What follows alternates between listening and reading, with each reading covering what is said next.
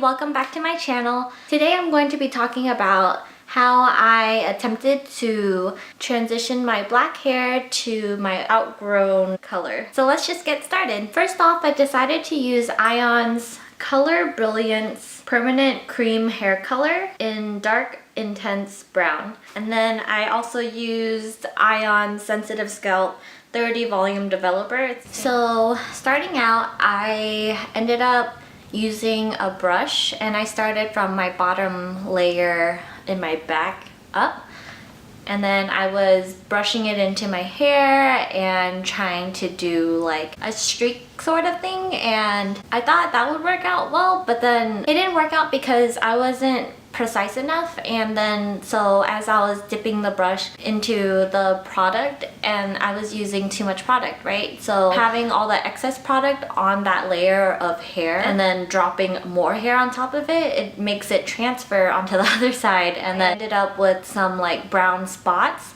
between my, like right in the center of my purple, closer to my root. I was like, oh no, I jacked up my hair, I'm not gonna be able to fix it. But I was like, you know what, I'm just gonna try it again. So I tried it again using a different method.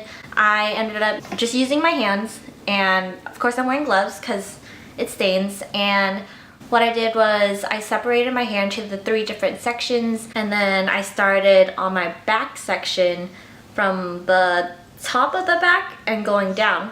And that way I was flipping my hair forward in my face, and then there wasn't excess product because I was just tapping the product and using my fingers, making sure it's completely saturated but not oversaturated. And then so as I was bringing it forward, none of the product was transferring to the rest of my hair, which was good. And then also pulling it upwards, I could actually see what I was doing, while the last time I was doing it on the bottom. But then as I got closer to the bottom, I had to pull it on the side because there's no other way I could see it, because I was already like angling my neck down and I just couldn't see it.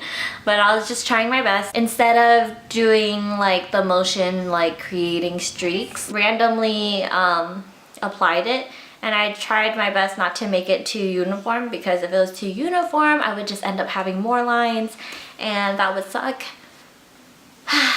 My arms were getting really tired. And then the front part was a lot easier, and I started from the back of my front section and then I was pulling it back, and then that way, because my hair usually falls forward, so that way I can see each layer clearly. And I think that method worked out pretty well. I like the results. I wish I was better at blending, but it worked out and it looks more blended than it did before, and you can definitely tell that there is a difference. And also the reason why I really wanted to do this is because I'm not planning on bleaching my roots anymore, and then I don't really like that blocky line from my black hair to my purple, so I thought I could eventually transition it into an ombre. And I also didn't like how my baby hair in the front, it sticks up, right? And then as it grows out, half of it is like blonde or purple, and then the other half is like pitch black. It fades the most from that area first, so then it looks like black to blonde or yellow or whatever, and then it looks like I had a lot of breakage when it's just my baby hair, and I just felt like it looked like a hot mess sometimes. So I like it better now that it's brown, and then I don't have to worry about it fading too much. And if it does, it looks more natural now that it's brown. So this isn't really a tutorial or anything. I just wanted to share how I did this because I had no idea what I was doing, and obviously I messed up, and that's just what happened throughout my hair journey in general. Doing everything by yourself is like, it can be a hit or miss, right? So if you're trying to transition your roots to your grown out color, I hope that this video can help you in the way to separate and to maneuver your hair while you're doing it, so you don't end up with blotchy spots like I did the way I first did it, because I thought I would have more control with the brush. But it's just like, because you're doing it on yourself and you can't really see what you're doing, you can't tell if you're accidentally going too deep into the layer or it's not gripping all the way, and then there's always excess product that ends up slipping and it ends up a mess. So I think that my second method was the best way so I could see the most. And it was difficult, but I brought it on myself because I wanted to try it out and I liked the result. So that's what matters to me. If you like this video and want to see more hair videos from me,